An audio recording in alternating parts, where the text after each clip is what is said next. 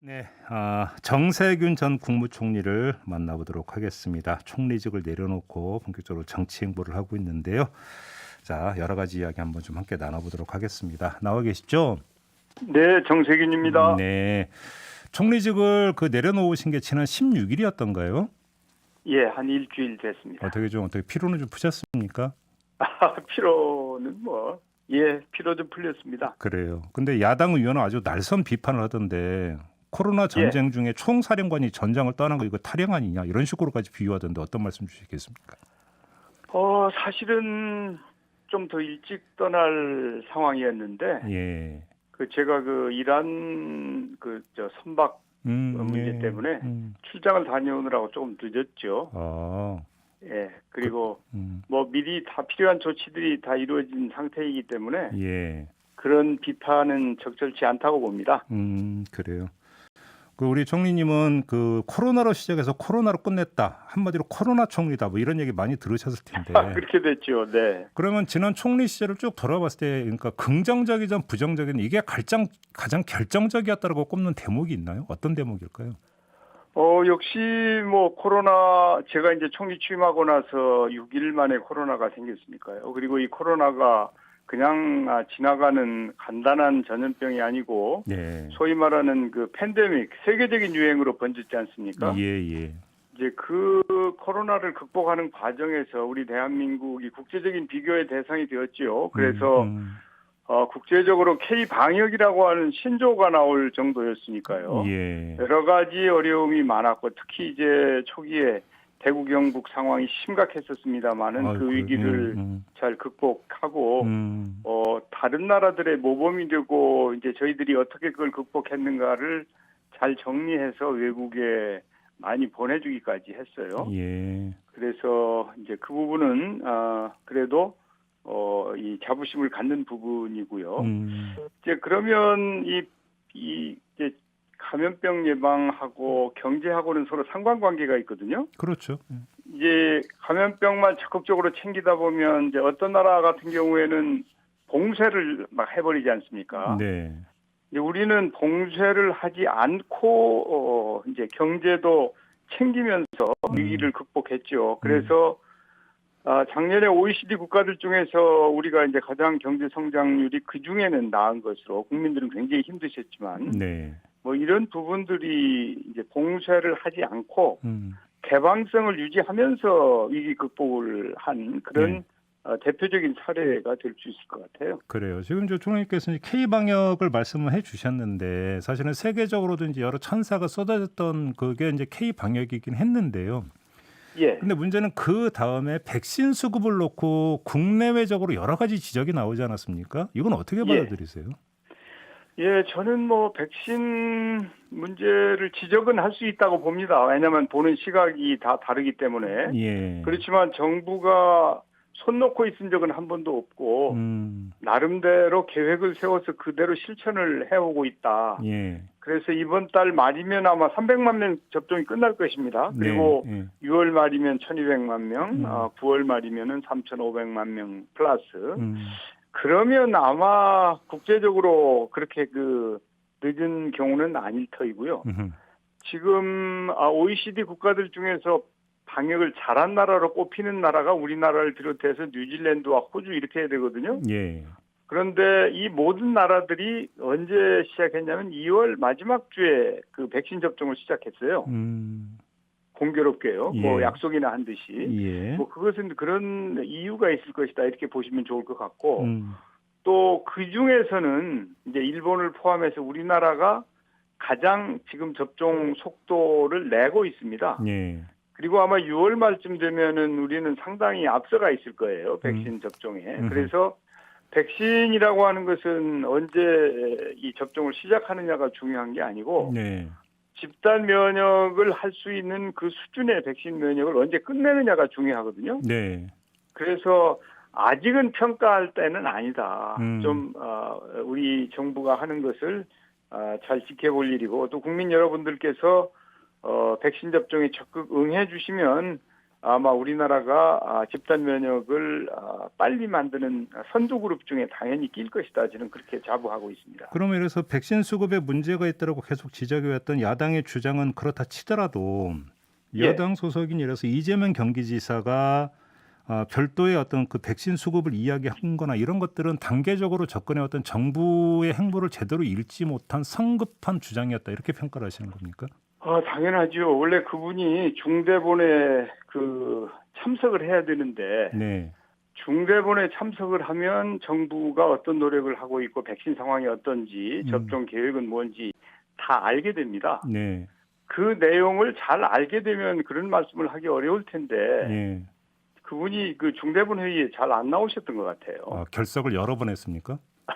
예, 뭐 하여튼 저 지적을 할 내용인지는 모르겠습니다만은 꼭 네. 이 문제가 자꾸 나오니까 제가 말씀을 드립니다. 그래요? 그래서 백신 정부의 노력이나 현재 우리 상황을 정확히 알면 그런 말씀을 할 필요가 없다고 저는 보죠. 그러면 지금 그 화이자 이제 그 2천만 명분 그러니까 추가 계약에 성공했다고 토요일에 정부가 발표를 하지 않았습니까? 예. 그럼 예를 들어서 중대본에서는 그 협상 진행 과정이나 이런 것들에서 그 계속 현재 진행형으로 공유를 하고 있었던 겁니까? 중대본에서도 그 진행 상황을 어느 정도는 보고를 하고요. 네. 실제로 이제 총리가 직접 백신 관계장관 회의를 매주 한 번씩 열었습니다. 예. 그래서 그 정부 내에 그 공유가 되고 있고, 해서 전체적으로 이 중대본 보고서를 보면 백신 수급 관계도 거기에 포함이 돼 있죠. 네, 그래요. 아무튼 이제 화이자 2천만 명분 추가 계약에 성공을 했으면 더 이상 뭐 러시아 스푸트니크를 도입하네 마네 이런 논란은 이제 다 그러니까 종결돼도 된다고 평가를 해야 되는 겁니까? 당연하죠. 지금 저는 사실은 혹시라도 이게 좀 후반기에 너무 과도하게 들어오면 어떻게 하나 뭐 그런 걱정까지 하고 있습니다. 오히려 물량이 너무 많으면 어떡하냐 이런 말씀이신가요? 예. 왜냐하면 지금 1억 명, 9,900만 명분을 계약을 했잖아요. 예. 예, 사실은 7,900만 명분을 계약할 때도 충분하다고 생각하고 계약을 넉넉하게 하자. 네. 그렇게 한 것인데요. 예. 이제 우리 국내 제약사들이 지금 백신을 개발하고 있습니다. 현재는 내년 초쯤에는 아마 그 개발이 끝나지 않을까 이렇게 기대를 하고 있거든요. 개발이 끝난다는 얘기는 임상을 마친다는 얘기죠. 그러나 그것은 뭐 물론 그때 봐야 아는 건데, 그러니까 원래 우리 계획은 이제 K 방역이 치료제를 통해서 잘 되고 그 다음에 수입 백신으로 접종을 하다가 우리 백신이 나오면 이제 우리 백신 쪽으로 가는 것이 원래 계획입니다. 그래서 사실은 뭐 선진국 수준에 비하면은 백신 개발하는 제약회사에 대한 지원이 미미한 편이지만 우리 국민 세금으로 지금 백신 개발하는 국내 제약회사들에게 그 지원을 하고 있거든요. 금년에도 한 2,500억 정도 아마 예산이 확정되어 있을 텐데, 그러면 국내 제약회사가 백신을 개발했을 경우에는 이제 그쪽 그 백신을 쓰는 게 좋지 않겠습니까? 당연히. 그래서 사실은 수입 백신은 국내 백신으로 이렇게 연결되도록 하는 건데, 이제 아무래도 뭐 지적이 많고 걱정들이 많으시니까 정부는 나름대로 계획이 있었지만, 그래도 그런 여론을 잘 반영하는 게 좋겠다. 그래서 이제 추가 계약을 위한 논의가 사실은 한참 전부터 이루어졌고 그게 성사가 된 겁니다. 지난주에. 그러면 내년 초쯤에는 국내 백신도 나오는 겁니까? 그건 보장은 없죠. 희망사항입니다. 희망사항. 알겠습니다. 예, 우리 국내 한 3, 4개 제약회사에서 백신 개발을 열심히 하고 있고요. 지금 그 임상시험에 들어가 있습니다, 이미. 네네. 알겠습니다. 코로나 관련해서 먹고 사는 문제 하나 좀 여쭤봤으면 좋겠는데요. 그 총리님께서 저희와의 인터뷰에서 이제 손실보상제 도입을 하겠다라고 말씀을 하시면서 이 문제가 상당히 이제 상당히 이슈가 됐었는데.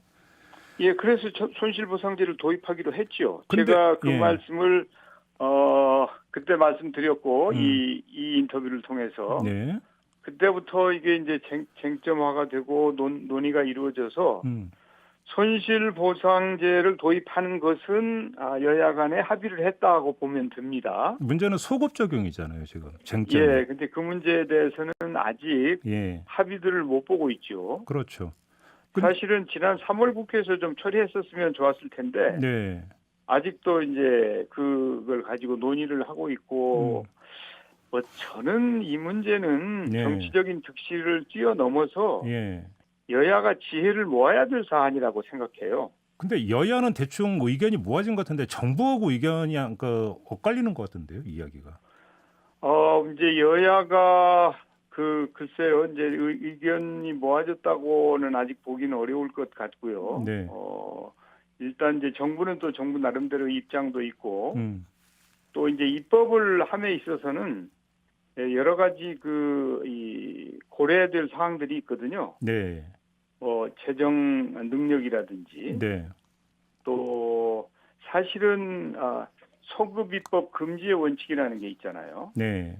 그래서 뭐 그렇다고 제가 소급 입법이 절대 안 된다는 이야기는 아닌데 가능하면 이제 빨리빨리 해서 그런 문제가 지금 벌써 제가 그 문제 제기한 지가 언제입니까?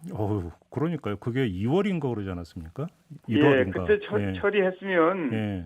그때 처리했으면 뭐 벌써 지금 이 문제가 그렇게 쟁점이 안 됐을 텐데. 총리님 근데 한번 솔직하게 좀 답변 좀 부탁드릴 게 있는데요. 그러니까 예. 총리로서 이제 행정부를 쭉 통화를 하셨으니까 예. 소급 적용 여부에 대해서 그러니까 행정부에서 검토를 했을 거 아닙니까? 근데 정말로 어렵다, 난색이다, 절대 안 된다 이런 입장입니까? 정부는? 여지가 없는 겁니까? 뭐 꼭 그렇지는 않지만은 네. 제가 이제 정부에서 지금 나온 상태 아니에요. 예. 그런데 제가 그 정부의 입장을 대변하면 네. 그러면 정부에서 일하는 사람들이 힘들 거 아니에요. 예. 예, 그래서 저는 금도를 지키는 게 좋을 것 같습니다. 그래요. 여지가 아예 없는 건 아니라고 조금 전에 말씀하셨습니까? 하셨습니다, 총리님. 예, 잘 그놈들 하셔야죠. 알겠습니다. 네. 어제 봉화마을을 방문을 하셔가지고 노무현 전 대통령의 미완의 꿈을 완성하겠다고 적으셨던데 방명록에 또 노무현처럼 일하겠다라는 말씀도 하셨는데 어떤 뜻입니까? 노무현 대통령께서는 사실은 이제 국토의 균형 발전을 굉장히 중요한 과제로 하셨어요. 그래서 원래 이제 행정수도를 하시기로 했던 거 아닙니까? 그렇죠. 예, 그런데 이제 그게 헌재의 위헌 판결이 나서 행복도시로 이렇게 바뀌었죠. 그리고 혁신도시를 전국에 만들면서 어떻게든지 균형 발전을 이루고자 했는데 사실은 작년에 수도권 인구가 전체 비수도권 인구를 초과했습니다. 작년에 처음으로. 그게 단군 이래 처음 있는 일이거든요. 그래요? 예. 이것은 국가 경쟁력을 유지하는 데 아마 큰 장애가 될 것입니다. 그래서 노무현 대통령께서 하고자 했던 반칙 없는 세상이나 정의로운 사회 이런 것도 물론 우리가 추구해야 될 가치지만 저는 그 정책으로 본다면 이 국가 균형 발전 정책을 제대로 추진할 책무가 있다고 생각을 하고 사실은 제가 그때 그 노무현 후보 시절에 이 노무현 후보를 모시고 대전에 가서 행정 수도 공약을 발표를 했었습니다. 제 자신이. 그리고 제가 그걸 계속 추진하고 입법도 하고 역할을 했었는데 지금은 사실은 반쪽짜리 상황이죠. 그래서 빨리 국회도 좀 이 분원이든 전체든 일단은 분원이 세종시에 만들어져야 될 것이라고 저는 생각하고 있고 또 그 당시에 노무현 대통령이 추진하던 국가균형발전 정책은 지속적으로 잘 추진이 돼서 완성돼야 된다고 하는 신념을 가지고 있어요. 알겠습니다.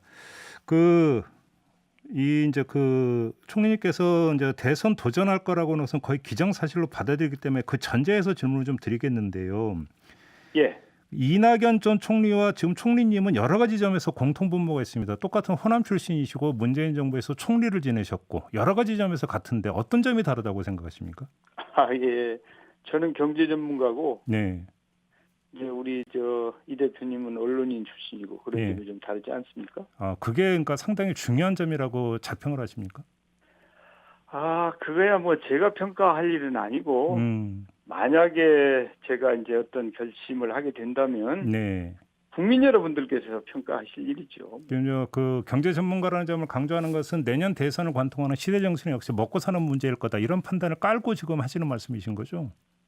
예, 그런 것 같습니까? 예, 뭐 그렇게 이해해 주시면 그렇겠죠. 그런데 그렇다면 그 먹고 사는 문제에 대해서 비전을 제시해 주는 게 대단히 중요한 문제인데 시간이 예. 워낙 제한돼 있기 때문에 이건 너무 거대 담론이라 가장 예. 핵심적인 게 뭐라고 보세요, 그러면?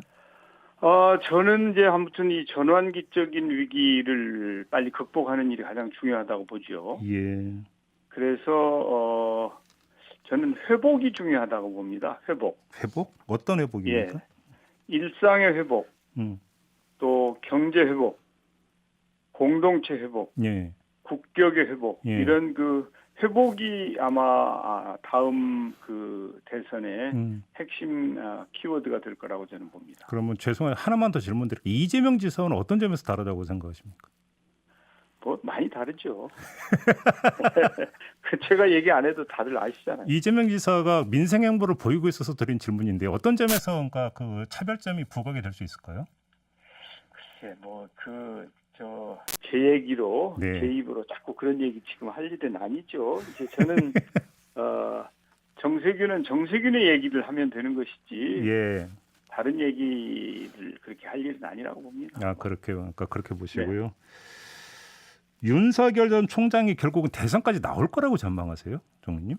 그거야 이제 본인한테 물어보셔야죠. 그런데 지금 행보를 하고 있는 것은 그렇게 보이지 않습니까? 그래요? 만약에 나온다라면 맞상대로서는 어떻게 평가하십니까? 뭐 제가 이미 평가를 하도 네. 질문을 했어서 얘기를 했는데 네. 뭐 그게 강적은 아니라고 보죠. 강적은? 근데 뭐 일각에서는 이미 그 공정과 정의의 담론을 윤석열 전 총장이 거머쥔 거 아니냐 이런 식으로 호평하는 그 시각도 있지 않습니까? 이제 공정과 정의는 모든 사람이 추구해야 될 기본적인 가치죠. 네. 예, 그리고 실질적으로 꼭 필요한 것은 회복력입니다. 이 위기를 어떻게 잘 극복하고 예. 우리가 겪고 있는 여러 가지 고통으로부터 회복할 것인가. 네. 그게 중요한 키워드라고 보기 때문에 누가 이 회복의 적임자인가가 아마 핵심 이 판단 기준이 되지 않을까 저는 그렇게 봅니다. 그 총리께 일관되게 지금 키워드로 회복을 말씀하고 계시네요. 알겠습니다. 자, 오늘 말씀 여기까지 들을게요. 고맙습니다. 예, 감사합니다. 네, 지금까지 정세균 전 국무총리였습니다.